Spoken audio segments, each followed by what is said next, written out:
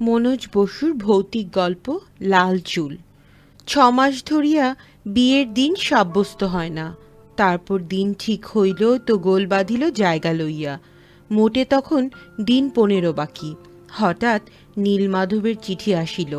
কাজিরাঙা অবধি যাওয়া কিছুতেই হইতে পারে না। তাহারা বড়জোর খুলনায় আসিয়া শুভকর্ম করিয়া যাইতে পারেন। বিয়ের ঘটক শীতলচন্দ্র বিশ্বাস। চিঠি লইয়া সেই আসিয়াছিল। ভিড় সারিয়া গেলে আসল কারণটা সে শেষকালে ব্যক্ত করিল। প্রতিপক্ষ চৌধুরীদের সীমানা কাজিরাঙার ক্রোশ তিনেকের মধ্যে। বলা তো যায় না, 3 ক্রোশ দূর হইতে কয়েক শত লাঠিও যদি আচমকা বিয়ের নিমন্ত্রণে চলিয়া আসে। তাহারা বরসন হইতে বর তুলিয়া রাতের অন্ধকারে গাংপাড়ি দিয়া বসিলে অজপাড়া গায়ে জলজঙ্গলের মধ্যে কেবল নিজেদের হাত কামড়ানো ছাড়া আর কিচ্ছু থাকিবে না। পাত্র জমিদারের ছেলে, জমিদারের ছেলে ওই একটি মাত্র। অতএব এই 6 মাস ধরিয়া যে জমিদার বাড়িতে শুভকর্মের গুরুতর আয়োজন চলিয়াছে তাহাতে সন্দেহ নেই। সেই আয়োজনের সত্যকার চেহারাটা সহসা উপলব্ধি করিয়া আনন্দে মেয়ের বাপের হৃৎকম্প উপস্থিত হইল। অথচ মিনুর মা আর হইয়া পড়িলেন, ওই 23-এ মেয়ের বিয়ে আমি দেবই। বারবার এইরকম গোছগাছ করে শেষকালে যে না হয় তুমি সেই বিয়ে ফেল ছেলের সঙ্গে সম্বন্ধ ঠিক করে ফেলো। কিন্তু অত বড় ঘর ও বরের লোভ ছাড়া সোজা কথা নয়। শেষ পর্যন্ত আবশ্যকও হইল না। শহরের প্রান্তসীমায় ভৈরব নদীর ধারে সেরেস্তাদার বাবুর এক নতুন বাড়ি তুলিতেছিলেন। বাড়িটা তিনি কয়েকদিনের জন্য ছাড়িয়া দিতে রাজি হইলেন। সামনের ফাঁকা জমির ইট কাঠ সরাইয়া সেখানে শামিয়ানা খাটাইয়া বরযাত্রী বসিবার জায়গা হইল। পিছনে খাওয়ার জায়গা। যদি দৈবাৎ বৃষ্টি চাপিয়া পড়ে তাহা হইলে দোতলার দরদালানে 70-80 জন করিয়া বসাইয়া দেওয়ার ব্যবস্থাও আছে। বিকালে 5খানা গরুর গাড়ি বোঝাই আরও অনেক আত্মীয় কুটুম্ব আসিয়া পড়িল। লগ্ন 8:30টায়। রানী বলিল, মাসিমা, হিরণের বিয়ের বেলায় আপনি বড় অন্যায় করেছিলেন। সবাইকে তাড়িয়ে দিয়ে আপনি যে জামাই নিয়ে খাওয়াতে বসবেন সে হবে না কিন্তু। মিনুর মা হাসিলেন। না, সে হবে না মাসিমা। আমরা সমস্ত রাত বাসর জাগব, কোনো কথা শুনব না, বলে দিচ্ছি। নয়তো বলুন, এক্ষুনি ফের গাড়িতে গিয়ে উঠে বসি। রসুই ঘরের দিকে হঠাৎ তুমুল গণ্ডগোল। বেড়ার উপর কে জ্বলন্ত কাঠ ঠেক দিয়া রাখিয়াছিল। একটা অগ্নিকাণ্ড হইতে বাঁচিয়া গিয়াছে। সকলের বিশ্বাস কাজটা বামুন ঠাকুরের, তাই রাগ করিয়া কে তার গাজার কলিকা ভাঙিয়া দিয়াছে। পৈতা হাতে বারংবার ব্রাহ্মণ সন্তান দিব্য করিতেছিল। বিনা অপরাধে তাহার গুরুদণ্ড হইয়া গেল। অগ্নিকাণ্ডে কলিকার দোষ নাই। 3 দিনের মধ্যে সে কলিকা একেবারে হাতে লয় নাই। বেলা ডুবিয়া যাইতে শীতল ঘটক আসিয়া উঠোনে দাঁড়াইল। খবর কি, খবর কি? শীতল কহিল, খবর ভালো। বর বরযাত্রী সব ওদের বাসাবাড়ি পৌঁছে গেছেন। জজবাবুর বড় মোটর এনে সাজানো হচ্ছে। ঘণ্টাখানেকের মধ্যে এসে পড়বেন। তারপর হাসিয়া গলা খাটো করিয়া কহিতে লাগলেন, 100 বরকন্দাজ গাঙের ঘাট আগলাচ্ছে। কি জানি, কিছু বলা যায় না। আমাদের কর্তাবাবু এক বিন্দু খুঁত রেখে কাজ করেন না। মোটরের আওয়াজ উঠিতেই ধূপধাপ করিয়া 8-10টা মেয়ে ছুটিল তেতলার ছাতে। সকলের পিছন হইতে নীরু বলিল, যাওয়া ভাই অনর্থক, ছাদ থেকে কিচ্ছু দেখা যাবে না, তার চেয়ে গোলকুঠুরির জানালা দিয়ে। কৌতূহল চোখ মুখ দিয়া যেন ছিটকাইয়া পড়িতেছে। ঠাট্টা তামাশা ছুটোছুটি, মাঝে মাঝে হাসির তরঙ্গ। তার মধ্যে যুক্তি বিবেচনার কথা কে শুনিবে? রানী সকলের আগে ভাগে ঝুঁকিয়া পড়িয়া হাঁপাইতে হাঁপাইতে আঙুল দিয়া দেখাইল, ওই ওই বর দেখো। মরবি যে এক্ষুনি পড়ে, ছাদের এখনো আলসে হয়নি দেখেছিস? বলিয়া আরেকটি মেয়ে রানীকে পিছে ঠেলিয়া নিজে আগে আসিল, যেন সে মোটেই পড়িতে পারে না। জিজ্ঞাসা করিল, কই ও রানী, বর দেখলি কোন দিকে? গলায় ফুলের মালা, ওই যে, দেখতে পাও না? তুমি যেন কিরকম সেজদি। সেজদি বলিল, মালা না তোর মুন্ডু, ও যে এক বুড়ো, সাদা চাদর কাঁধে, থুত্থুরে মাগো, 3 কালের বুড়ো ও বরের ঠাকুর দাদা। বর এতক্ষণে কোন কালে আসনে গিয়ে বসেছে। ছাতের উপর হইতে বর আসন নজর চলে না, দেখা যায় কেবল শামিয়ানা। নীরু বলিল, বলেছি তো অনর্থক, তার চেয়ে নিচে গোলকোঠরির জানলা দিয়ে দেখি গে, চলো, চল চল। অন্ধকারে নদী মৃদুতম গানের সুর তলিয়া বহিয়া যাইতেছে। ওপারেও যেন কিসের উৎসব, অনেকগুলো আলো, ঢাকের বাজনা। সহসা এক ঝলক স্নিগ্ধ বাতাস উহাদের রঙিন শাড়ি, কেশবেশের সুগন্ধ, উচ্ছল কৌলহাস্যের টুকরোগুলি উড়াইয়া ছড়াইয়া বহিয়া গেল। ঘুমিয়ে কে রে? মিনু? ওমা মাগো, যার বিয়ে তার মনে নেই, পালিয়ে এসে চিলেকোঠায় ঘুমানো হচ্ছে। রানী হাত ধরিয়া নাড়া দিতে মিনু একবার চাহিয়া চোখ বুজিল। নীরু বলিল, আহা, সারাদিন না খেয়ে নেতিয়ে পড়েছে, ঘুমুক না একটু, আমরা নিচে যাই। সেজদি ঝংকার দিয়া উঠিল, গিন্নিপনা রাখ দিকি, আমরাও না খেয়েছিলাম একদিন, ঘুমানোর দফা শেষ আজকের দিন থেকে। কি বলিস রে রানী? বিশেষ করিয়া রানীকে জিজ্ঞাসা করবার একটা অর্থ আছে, কথাটা গোপনীয়। কেবল সেজদি আড়ি দিতে গিয়া দৈবাত জানিয়া ফেলিয়াছিল। রানী মুখ টিপিয়া হাসিল, দুহাতে ঘুমন্ত মিনুর গলা জড়াইয়া ধরিয়া চুমো খাইয়া বলিতে লাগিল, মিনু ভাই জাগো, আজকে ঘুমোতে আছে, উঠে বর দেখবে এসো। তারপর মিনুর এলো চুলে হাত পড়িতে যেন শিহরিয়া উঠিল। দেখেছ, সন্ধ্যাবেলা আবার নেয়ে মরেছে হতভাগী, শুয়ে শুয়ে চুল শুকনো হচ্ছে। ভিজে চুল নিয়ে এখন উপায়, এই রাস বাঁধতে কি সময় লাগবে কম? নিচে উলোধ্বনি উঠল। পিসিমা, নন্দরানী, শুভা, ওদের সবার গলা। চল চল, চুল বাঁধতে হবে, ওঠ মিনু, শিগগির উঠে আয়। বলিয়া এলো চুল ধরিয়া জোরে এক টান দিয়া রানী ছুটিয়া গায়ে দলে মিশিল। সিঁড়িতে আবার সমবেত পদধ্বনি। ধর্মর করিয়া মিনু উঠিয়া বসিল। তখন রানীরা নামিয়া গিয়াছে, ছাতে কেহ নাই। ঘুম চোখে ভাবিল, এটা যেন তাদের কাজিরাঙার বাড়ির দক্ষিণের চাতাল। আকাশ ভরিয়া তারা উঠিয়াছে, ছাতে ঝাপসা ঝাপসা আলো। ওদিকে ভয়ানক গণ্ডগোল উঠিতেছে। সব কথা মিনুর মনে পড়িল।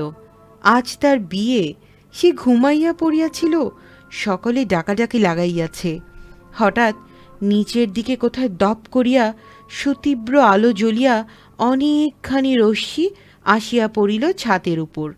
তাড়াতাড়ি আগাইয়া গিয়া সিঁড়ি ভাবিয়া যেই সে পা নামাইয়া দিয়াছে, চারদিকে তুমুল হৈ হৈ পড়িয়া গেল। আসর ভাঙিয়া সকলে ছুটিল। হারমোনিয়াম বাজাইয়া গান চলিতেছিল। পায়ের আঘাতে আঘাতে সেটা যে কোথায় চলিয়া গেল তার ঠিকানা রহিল না। একেবারে একতলার বারান্দায় পড়িয়া মিনু নিশ্চেতন।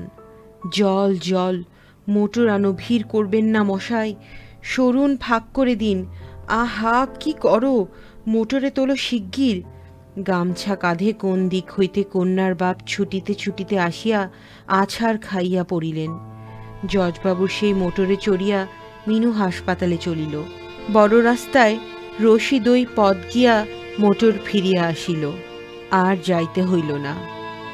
রোশন চৌকি থামিয়া গিয়াছে। দরজার পূব দিকে ছোট লাল চাদরের নিচে 4টা কলা গাছ পুঁতিয়া বিয়ের জায়গা হইয়াছিল। সেইখানে সব নামাইয়া রাখা হইল। কাঁচা হলুদের মতো গায়ের রং, তার উপর নতুন গহনা পরিয়া যেন রাজরাজেশ্বরী হইয়া শুইয়া আছে। কোণে চন্দনাকা শুভ্র কপাল ফাটিয়া চাপ চাপ জমা রক্ত লেপিয়া রহিয়াছে। নাক ও গালের পাশে রক্ত গড়াইয়াছে। মেঘের মতো খোলা চুলের রাশি এখানে সেখানে রক্তের ছোপে ডগমগে লাল। ভিতরে বাহিরে নিদারুণ স্তব্ধতা। বাড়িতে যেন একটা লোক নাই। সবের মাথার উপরে একটি খরজ্যোতি গ্যাস জ্বলিতেছে। বাড়ির মধ্যে স্তব্ধতা চিরিয়া হঠাৎ একবার আর্তনাদ আসিল। ও মা, ও মা গো আমার, ও আমার লক্ষ্মী মানিক রাজরানী মা। নীলমাধব সকলের দিকে চাহিয়া ধমক দিয়া উঠিলেন, হাত পা গুটিয়ে বসে আছো যে, বরসজ্জার প্রকাণ্ড মেহাগ্নি পালিশ খাট কজনে টানিয়া নামাইয়া আনিল। এতক্ষণ বেণুধরকে লক্ষ্য হয় নাই। এইবার ভিড় ঠেলিয়া আসিয়া সবের পায়ের কাছে খাটের বাজুতে ভর দিয়া সে স্তব্ধ হইয়া দাঁড়াইল। হাতের মধ্যে কাজললতা তেমনি ধরা আছে, কাচের মতো স্বচ্ছ অচঞ্চল আধ নিমিলিত দুটি দৃষ্টি মৃতার সেই স্মিত চোখ দুটির দিকে নিষ্পলকভাবে চাহিয়া বেণুধর দাঁড়াইয়া রহিল। বাপ ঝুঁকিয়া পড়িয়া পাগলের মতো আর্তনাদ করিয়া উঠিলেন, একবার ভালো করে চা দিকি, চোখ তুলে চা ও খুকি। নীলমাধব ছুটিয়া আসিয়া তাহার হাত ধরিয়া ফেলিলেন, কিন্তু তিনি থামিলেন না। সজল চোখে বার বলিতে লাগিলেন, ও বেয়াই, বিনি দোষে মাকে আমার কত গালমন্দ দিয়েছি, কোনো সম্বন্ধ এগুতে চায় না, তার সমস্ত অপরাধ দিন রাত মা ঘাড় পেতে নিয়েছে, একবার মুখ তুলে একটা কথাও কয়নি। ও খুকি, আর বকবো না, চোখ তুলে চা একবার। ভিড় জমিয়া গিয়াছিল। নীলমাধব ক্রুদ্ধ কণ্ঠে চিৎকার করিয়া উঠিলেন, কতক্ষণ দাঁড়িয়ে দাঁড়িয়ে দেখবে তোমরা? 8টা বেজে গেছে, রওনা হও। 8:30টায় লগ্ন ছিল। বেণুধরের বুকের মধ্যে কাঁপিয়া উঠিল, যেন শুভ লগ্নে তাহাদের শুভ দৃষ্টি হইতেছে। লজ্জানত বালিকার চোখ তুলিয়া চাহিতে পারিতেছে না। বাপ তাই মেয়েকে সাহস দিতে আসিয়া দাঁড়াইয়াছেন। ফুল ও দেবদারু পাতা দিয়া গেট হইয়াছিল। সমস্ত ফুল ছিঁড়িয়া আনিয়া সকলে সবের উপর ঢালিয়া দিল। বেণুধর গলার মালা ছিঁড়িয়া সেই ফুলের গাদায় ছুঁড়িয়া দ্রুত বেগে ভিড়ের মধ্যে দিয়া পলাইয়া গেল। ছুটিতে ছুটিতে রাস্তা অবধি আসিল। সর্বাঙ্গ দিয়া ঘামের ধারা বহিতেছে, পা টলিতেছে, নিঃশ্বাস বদ্ধ হইয়া যাইতেছে। মোটরের মধ্যে ঝাঁপাইয়া পড়িয়া উন্মত্তের মতো সে বলিয়া উঠিল, চালাও এখুনি। গাড়ি চলিতে লাগিলে হুশ হইল।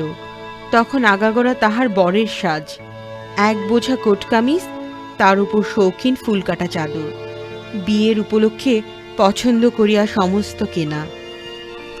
এক একটা করিয়া খুলিয়া পাশে সমস্ত স্তূপাকার করিতে লাগিল। তবু কি অসহ্য গরম! বেণুর মনে হইল সর্বদেহ ফুলিয়া ফাটিয়া এবার বুঝি ঘামের বদলে রক্ত বাহির হইবে।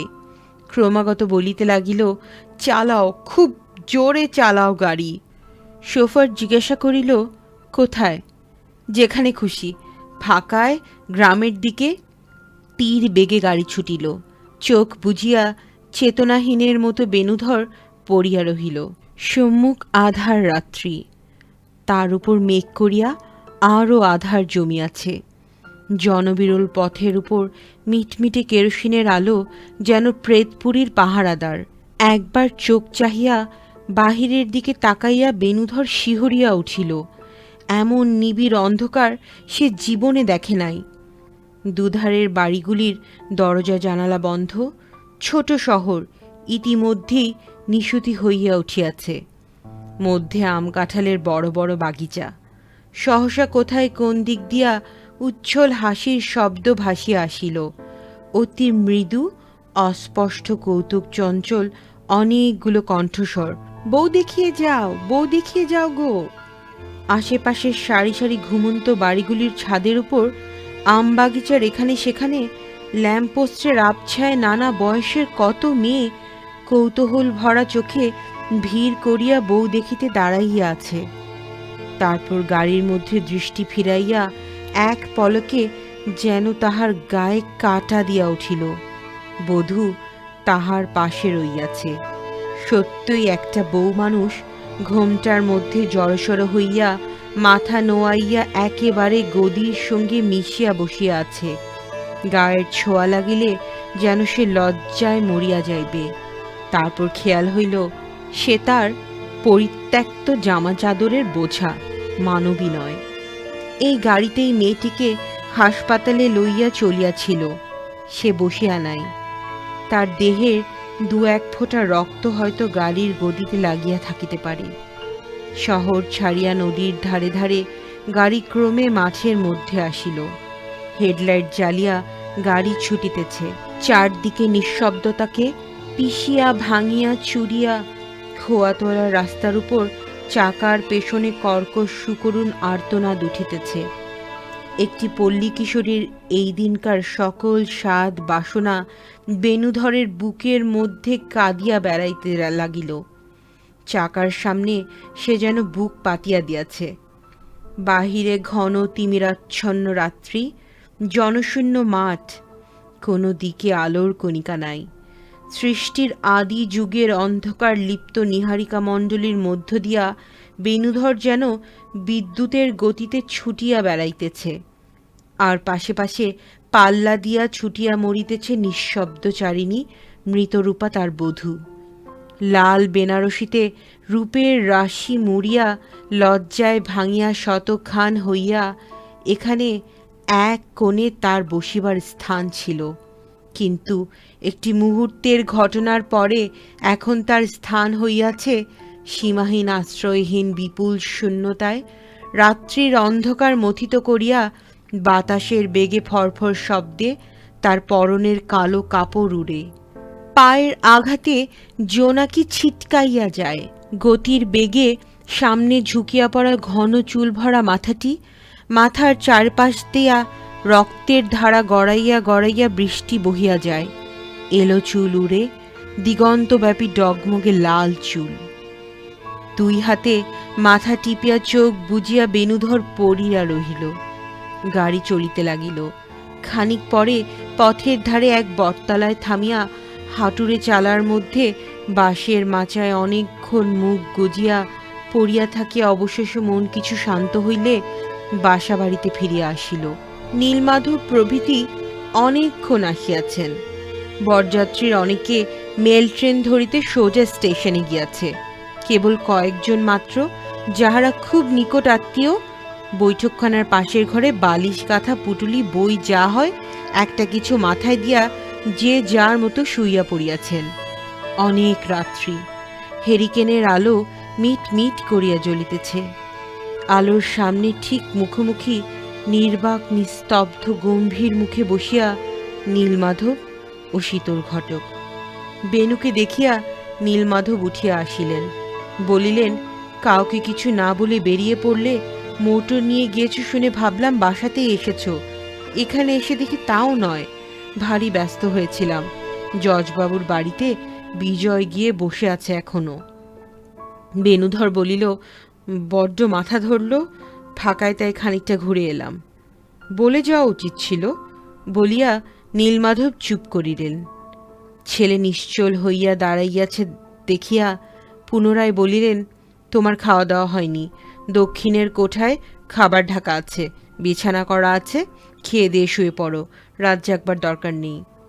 ঘরে গিয়া নীলমাধবের ভয়ে ঢাকা খুলিয়া খাবার খানিকটা সে নাড়াচাড়া করিল, মুখে তুলিতে পারিল না। দালানের পেছনে কোথায় কি ফুল ফুটিয়াছে, একটা উগ্র মিষ্ট গন্ধের আমেজ।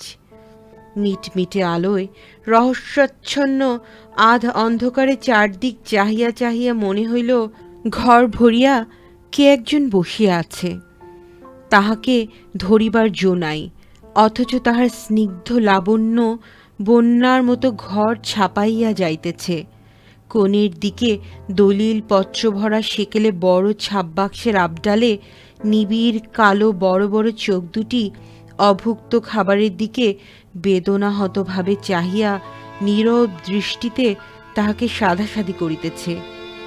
আলো নিভাইতেই সেই দেহাতীত ইন্দ্রিয়াতীত সৌন্দর্য অকস্মাৎ বেণুধরকে কঠিনভাবে বেষ্টন করিয়া ধরিল।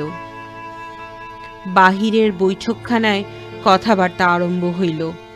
শীতল ঘটক নিঃশ্বাস ফেলিয়া বলিয়া উঠিল, পোড়া কপালি আজ কার মুখ দেখে উঠেছিল।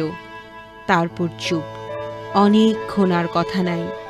শীতল আবার বলিতে লাগিল, বুদ্ধিশ্রী ছিল মেয়েটার। মনে আছে কর্তাবাবু, সেই পাকা দেখা দেখতে গিয়ে আপনি বললেন, আমার মা নেই, একজন মাকে খুঁজতে এসেছি। আপনার কথা শুনে মেয়েটি কেমন হেসে ঘাড় নিচু করে রইল। নীলমাধব গম্ভীর কণ্ঠে বলিয়া উঠিলেন, থামো শীতল। একেবারেই কথা বন্ধ হইল। দুজনে চুপচাপ। আলো জ্বলিতে লাগিল, আর ঘরের মধ্যে বেণুধরের দুই চক্ষু জলে ভরিয়া গেল। জীবনকালের মধ্যে কোনোদিন যাহাকে দেখে নাই, মৃত্যুপথবর্তিনী সেই কিশোরী মেয়ের ছোট ছোট আশা আকাঙ্ক্ষাগুলি হঠাৎ যেন মাঠ, বাড়ি, বাগিচা ও এত রাস্তা পার হইয়া জানালা গলিয়া অন্ধকার ঘরখানির মধ্যে তাহার পদতলে মাথা খুঁড়িয়া মরিতে লাগিল। তারপর কখন বেণু ঘুমাইয়া পড়িয়াছে, জানালা খোলা, শেষ রাতে পূর্ব দিগন্তে চাঁদ উঠিয়া ঘর জ্যোৎস্নায় প্লাবিত করিয়া দিয়াছে। দিগন্ত বিসারী ভৈরব শান্ত জ্যোৎস্নার সমুদ্রে ডুবিয়া রইয়াছে। হঠাৎ তাহার ঘুম ভাঙিল। সঙ্গে সঙ্গে মনে হইল কি একটা ভারী অন্যায় হইয়া যাইতেছে। হঠাৎ বড় ঘুম আসিয়া পড়িয়াছিল। কে আসিয়া কতবার ডাকাডাকি করিয়া বেড়াইতেছে। ঘুমের আলস্য তখনও বেণুধরের সর্বাঙ্গে জড়াইয়া আছে। তাহার তন্দ্রা বিকাশ মনের কল্পনা ভাসিয়া চলিল। ঠক ঠক ঠক। খিলাটা কাঠের কপাটের ওপাশে দাঁড়াইয়া চুপি চুপি এখনো যে ক্ষীণ আঘাত করিতেছে, বেণুধর তাহাকে স্পষ্ট দেখিতে পায়। হাতের চুড়িগুলি গোছার দিকে টানিয়া আনা, চুড়ি বাজিতেছে না। শেষ প্রহর অবধি জাগিয়া জাগিয়া তাহার শ্রান্ত দেহ আর বশ মানে না। চোখের কোণে কান্না জমিয়াছে। একটু আবদারের কথা কহিল, একবার নাম ধরিয়া ডাকিলে এখনই কাঁদিয়া ভাসাইয়া দিবে। ফিসফিস করিয়া বধূ বলিতেছে, দুয়ার খুলে দাও গো, পায়ে পড়ি। উঠিয়া তাহাকে ডাকিয়া আনার দরকার, কিন্তু মনে যতই তাড়া, দেহ আর উঠিয়া গিয়া কিছুতেই কষ্টটুকু স্বীকার করিতে রাজি নয়। বেণুধর দেখিতে লাগিল, বাতাস লাগিয়া গাছের উপরের লতা যেমন পড়িয়া যায়, ঝুপ করিয়া তেমনি দৌড় গড়িয়া বধূ পড়িয়া গেল। সমস্ত পিঠ ঢাকিয়া পা অব্দি তাহার নিবিড় তিমিরাবৃত চুলের রাশি এলাইয়া পড়িতেছে। বেণুধর দেখিতে লাগিল, ক্রমে ক্রমে ফর্সা হইয়া আসে। আম বাগানের ডালে ডালে সদ্য ঘুম ভাঙা পাখির কলরব। ও ঘর হইতে কে কাশিয়া কাশিয়া উঠিতেছে। দিনের আলোর সঙ্গে মানুষের গতিবিধি স্পষ্ট ও প্রখর হইতে লাগিল। বেণুধর উঠিয়া পড়িল। সকালের দিকে সুবিধা মতো একটা ট্রেন আছে, অথচ নীলমাধব নিশ্চিন্তে পরম গম্ভীরভাবে গড়গড়া টানিতেছিলেন। বেণু গিয়া কহিল, 7টা বাজে। বিনা বাক্যে নীলমাধব 2টা টাকা বাহির করিয়া দিলেন। বলিলেন, চাটা তোমরা দোকান থেকে খেয়ে নাও, বাড়ি যাওয়া হবে না? না বলিয়া তিনি গড়গড়ার নল রাখিয়া কি কাজে বাহিরে যাইবার উদ্যোগে উঠিয়া দাঁড়াইলেন। বেণুধর ব্যাকুল কণ্ঠে পিছন হইতে প্রশ্ন করিল, কবে যাওয়া হবে? এখানে কতদিন থাকতে হবে আমাদের? মুখ ফিরাইয়া নীলমাধব ছেলের মুখের দিকে চাহিলেন। সে মুখে কি ছিল তিনিই জানেন। ক্ষণকাল মুখ দিয়া তাহার কথা সরিল না। শেষে আস্তে আস্তে বলিলেন, শীতল ঘটক ফিরে না এলে সে তো বলা যাচ্ছে না।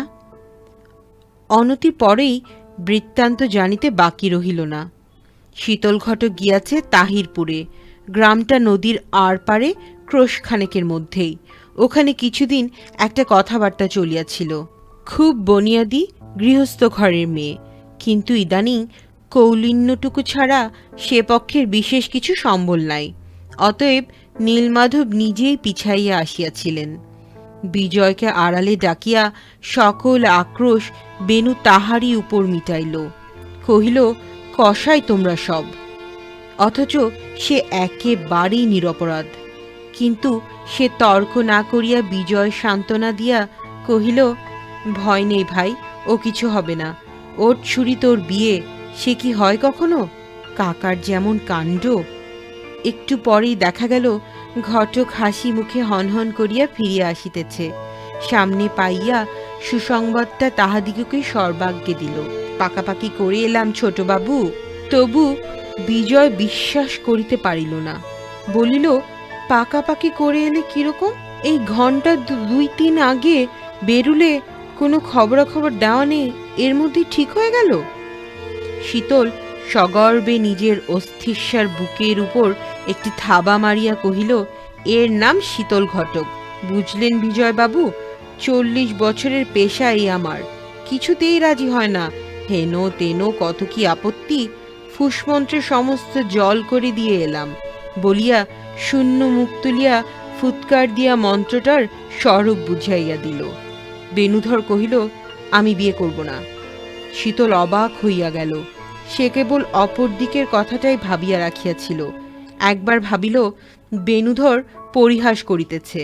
তাহার মুখের দিকে চাহিয়া এদিক ওদিক বার 2 ঘাড় নাড়িয়া সন্দিগ্ধ সুরে বলিতে লাগিল, তাই কখনো হয় ছোটবাবু? লক্ষ্মী ঠাকুরের মতো মেয়ে, ছবি নিয়ে এসেছি, মিলিয়ে দেখুন। কালকের ও মেয়ে এর দাসীবাদীর যোগ্য ছিল না। বেণুধর কঠোর সুরে বলিয়া উঠিল, কিন্তু আমি যা বলার বলে দিয়েছি শীতল, তুমি বাবাকে আমার হয়ে বলো বলিয়া আর উত্তরের অপেক্ষা না রাখিয়া সে ঘরের মধ্যে ঢুকিয়া পড়িল। ক্ষণ পরে তাহার ডাক পড়িল। নীলমাধব বলিলেন, শুনলাম বিয়েতে তুমি অনিচ্ছুক। বেনু মাথা হেট করিয়া দাঁড়াইয়া রহিল। নীলমাধব বলিতে লাগিলেন, তাহলে আমায় আত্মহত্যা করতে বলো। কোনো প্রকারে মরিয়া হইয়া বেণুধর বলিয়া উঠিল, কালকের সর্বনেশে কাণ্ডে আমার মন কিরকম হয়ে গেছে বাবা, আমি পাগল হয়ে যাব, আর কিছুদিন সময় দিন আমায়। বলিতে বলিতে তাহার স্বর কাঁপিতে লাগিল। এক মুহূর্তে সামলাইয়া লইয়া বলিল, মরা মানুষ আমার পিছু নিয়েছে। ভুরু বাঁকাইয়া নীলমাধব ছেলের দিকে চাহিলেন। একটুখানি নরম হইয়া বলিতে লাগিলেন, আর এদিকের সর্বনাশটা ভাবো একবার। বাড়ির শুদ্ধ কুটুম্ব গিজগিজ করছে, 17 গ্রাম নেমন্তন, বউ দেখিবে বলে সব হা করে বসে আছে। যেমন তেমন ব্যাপার নয়, এত বড় জেদাজেদির বিয়ে, আর চৌধুরীদের সেজকর্তা আসবেন। অপমানের ছবিগুলি চকিতে নীলমাধবের মনের মধ্যে খেলিয়া গেল। চৌধুরীদের সেজকর্তা অত্যন্ত ধার্মিক ব্যক্তি। তিলার্ধ দেরি না করিয়া জপের মালা হাতে লইয়াই খরম খটখট করিতে করিতে সমবেদনা জানাইতে আসিবেন। আসিয়া নিতান্ত নিরীহ মুখে উচ্চ কণ্ঠে 1 হাট লোকের মধ্যে বৃদ্ধ অতি গোপনে জিজ্ঞাসা করবেন, বলি ও নীলমাধব, আসল কথাটা বলো দিকি, বিয়ে একবারও ভাঙল? মেয়েকে তারা অন্য জায়গায় বিয়ে দিবে? ভাবিতে ভাবিতে নীলমাধব ক্ষিপ্ত হইয়া উঠিলেন। বলিলেন, না বেণুধর, বউ না নিয়ে বাড়ি ফেরা হবে না। পরশুর আগে দিন নেই। তুমি সময় চাচ্ছিলে, বেশ তো, মাঝে এই 2 দিন থাকলো, এর মধ্যে নিশ্চয়ই মন ভালো হয়ে যাবে। বারোয়ারির মাঠে যাত্রা বসিয়াছে, বিকাল হইতে গাওনা শুরু। বেণুধর সমবয়সী জন 2-3কে পাকড়াইয়া বলিল, চল যাই। বিজয় বলিল, আমার যাওয়া হবে না তো, বিস্তর জিনিসপত্র বাঁধা ছাঁধা করতে হবে, রাত্রে ফিরে যাচ্ছি। কেন? গ্রামে গিয়ে খবর দিতে হবে বৌভাতের তারিখ 2 দিন পিছিয়ে গেল। কাকা বললেন, তুমি যাও বিজয়। গাড়ি সেই কোন রাতে, আমরা থাকবো বড় জোর 1 ঘন্টা কি 1.5 ঘন্টা। চলো চলো। বেণুধর ছাড়িল না, সকলকে ধরিয়া লইয়া গেল। পথের মধ্যে বিজয়কে চুপি চুপি জিজ্ঞাসা করিল, বিয়ে পরশুদিন ঠিক হলো? হ্যাঁ, পরশু রাত্রে। তাছাড়া কি? চুপ করিয়া খানিক কি ভাবিয়া বেণুধর করুণভাবে হাসিয়া উঠিল। বলিল, রাত্রি আসছে আর আমার ভয় হচ্ছে। তুমি বিশ্বাস করবে না বিজয়, অপঘাতে মরা মেয়েটা কাল সমস্ত রাত আমায় জ্বালাতন করেছে। আবার একটু স্তব্ধ থাকিয়া উচ্ছ্বসিত কণ্ঠে সে বলিতে লাগিল, মরা ব্যাপারটা আর আমি বিশ্বাস করছি নে। এত স্বাদ আহ্লাদ ভালোবাসা পলক ফেলতে না ফেলতে উড়িয়ে পুড়িয়ে চলে যাবে, সে কি হতে পারে? মিছে কথা। এ আমার অনুমানের কথা নয় বিজয়, কাল থেকে স্পষ্ট করে জেনেছি। বিজয় ব্যাকুল হইয়া বলিল, তুমি এসব কথা আর বলো না ভাই, আমাদেরও শুনলে ভয় করে। ভয় করে? তবে বলবো না বলিয়া বেনু টিপি টিপি হাসিতে লাগিল। বলিল, কিন্তু যাই বলো, এই শহরে পড়ে থাকা আমাদের উচিত হয়নি, দূরে পালানো উচিত ছিল। এই আক্রোশের মধ্যেই কাণ্ডটা ঘটল।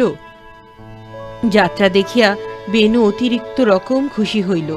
ফিরিবার পথে কথায় কথায় এমন হাসি রহস্য যেন সে মাটি দিয়া পথ চলিতেছে না। তখন সন্ধ্যা গড়াইয়া গিয়াছে, পথের উপর অজস্র কামিনী ফুল ফুটিয়াছে। ডালপালা শুদ্ধ তাহার অনেক ডাল ভাঙিয়া লইল, বলিল, খাসা গন্ধ, বিছানায় ছড়িয়ে দেব। একজন ঠাট্টা করিয়া বলিল, ফুলসজ্জার দেরি আছে হে। কোথায় বলিয়া বেনু প্রচুর হাসিতে লাগিল, বলিল, এ পক্ষের দিন রয়েছে তো কাল। আর তাহিরপুরেরটার ও বিজয়, তোমাদের নতুন সম্বন্ধের ফুলসজ্জার দিন করেছ কবে? বিজয় রীতিমতো রাগিয়া উঠিল, ফের ওই কথা, এ পক্ষ ও পক্ষ, বিয়ে তোমার কটা হয়েছে শুনি? আপাতত একটা, কাল যেটা হয়ে গেল আর একটার আশায় আছি। বিজয়ের কাঁধ ধরিয়া ঝাঁকি দিয়া বেনু বলিতে লাগিল, ও বিজয়, ভয় পেলে নাকি? ভয় নেই, আজ সে আসবে না। আজকে কাল রাত্রি, বউয়ের দেখা করবার নিয়ম নেই। খাওয়া দাওয়ার পর বেশ প্রফুল্লভাবে বেনুধর শুইয়া পড়িল, কিন্তু ঘুম আসে না। আলো নিভাইয়া দিল, কিছুতে ঘুম আসে না। পাশে কোন বাড়িতে ঘণ্টার পর ঘণ্টা ঘড়ি বাজিয়া যাইতেছে, চারদিকে নিশুতি। অনেকক্ষণ ধরিয়া ঘুমের সাধনা করিয়া কাহার উপর বড় রাগ হইতে লাগিল। রাগ করিয়া গায়ের কম্বল ছুঁড়িয়া ফেলিয়া কাহাকে শুনাইয়া জোরে জোরে পায়চারি করিতে লাগিল। খণ্ড চাঁদ ক্রমশ আমবাগানের মাথায় আসিয়া ঠেকিয়াছে। আবার সে ঘরে ঢুকিল। বিছানার পাশে গিয়া মনে হইল, ফোঁস করিয়া নিঃশ্বাস ফেলিয়া কে যেন কোথায় পালাইয়া গেল। বাতাসে বাগিচার গাছপালা খসখস করিতেছে। বেনুধর ভাবিতে লাগিল, নতুন কোরা কাপড় পরিয়া খসখস করিতে করিতে এক অদৃশ্য চারিণী বনপথে বাতাসে দ্রুত বেগে মিলাইয়া গেল। পরদিন তাহিরপুরের পাত্রীপক্ষ আশীর্বাদ করিতে আসিলেন। হাসি মুখেই আংটি সে হাত পাতিয়া লইল। মনে মনে বাপের বহুদর্শিতার কথা ভাবল। নীলমাধব সত্যই বলিয়াছিলেন। এই দুটো দিন সময়ের মধ্যেই তাহার মন আশ্চর্য রকম ভালো হইয়া উঠিয়াছে। চুরি করিয়া এক ফাঁকে বাপের ঘর হইতে পাত্রীর ছবিটা দেখিয়া আসিল। মেয়ে সুন্দরী বটে, প্রতিমার মতো নিখুঁত, নিটোল গড়ন। সেদিন একখানা বই পড়িতে পড়িতে অনেক রাত হইয়া গেল। শিওরে টেপায়ার উপর ভাবী বধূর ছবিখানি, ম্লান দীপলোকিত চুনকাম খসা উঁচু দেয়াল, গম্বুজের মতো খিলান করা সেকেলে ছাদ, তাহারই মধ্যে মিলনোৎকণ্ঠিত নায়ক নায়িকার সুখ দুঃখের সহগামী হইয়া অনেক রাত্রি পর্যন্ত সে বই পড়িতে লাগিল। একবার কিরকমে মুখ ফিরাইয়া বেনুধর স্তম্ভিত হইয়া গেল। স্পষ্ট দেখিতে পাইল, একেবারে স্পষ্ট প্রত্যক্ষ, তাহার মধ্যে দিয়া হাত গলাইয়া চাপার কলির মতো 5টি আঙুল লীলায়িত ভঙ্গিতে হাতছানি দিয়া তাহাকে ডাকিতেছে। ভালো করিয়া তাকাইতেই বাহিরের নিকোষ কালো অন্ধকারে হাত ডুবিয়া গেল। সে উঠিয়া জানালায় আসিল।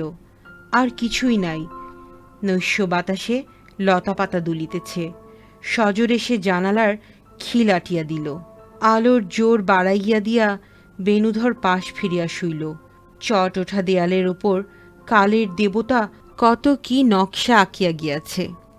উল্টো করা তালের গাছ, একটা মুখের আধখানা, ঝুটিওয়ালা অদ্ভুত আকারের জানোয়ার, আর একটা কিসের টুটি চাপিয়া ধরিয়া আছে। ঝুলকালি ও মাকড়সার জালের বন্দিশালায় কালো কালো শিকের আড়ালে কত লোক আটক হইয়া রহিয়াছে। চোখ বুজিয়া দেখিতে লাগিল, অনেক দূরে মাঠের ওপারে কালো কাপড় মুড়ি দেওয়া সারি সারি মানুষ চলিয়াছে। পিঁপড়ার মতো মানুষের অনন্ত শ্রেণী।